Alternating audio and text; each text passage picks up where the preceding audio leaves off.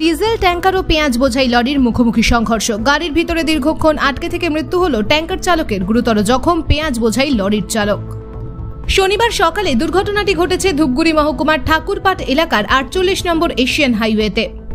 স্থানীয় সূত্রে খবর, ধূপগুড়ির দিক থেকে গয়েরকাটার দিকে যাওয়ার পথে উল্টো দিকে একটি তেলের ট্যাঙ্কারের মুখোমুখি সংঘর্ষের ঘটনা ঘটে। দুর্ঘটনায় দুই গাড়ির চালক দীর্ঘক্ষণ গাড়ির ভিতরে আটকে থাকে। খবর পেয়ে ঘটনাস্থলে ছুটে যায় ধূপগুড়ি থানার পুলিশ এবং দমকল বাহিনী।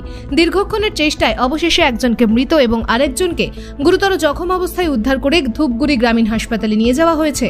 জখম পেঁয়াজ বোঝাই লরি চালককে অবস্থা আশঙ্কাজনক হওয়ায় তড়িঘড়ি তাকে জলপাইগুড়ি সুপার স্পেশালিটি হাসপাতালে স্থানান্তরিত করা হয়েছে।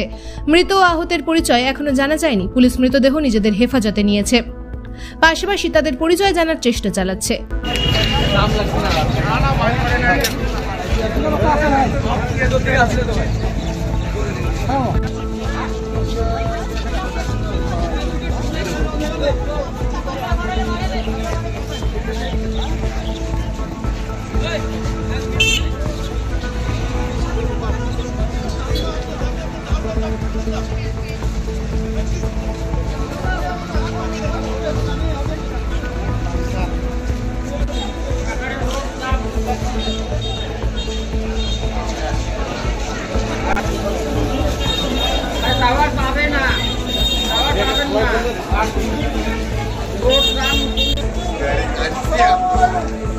ব্যুরো রিপোর্ট, বাংলা দর্শন।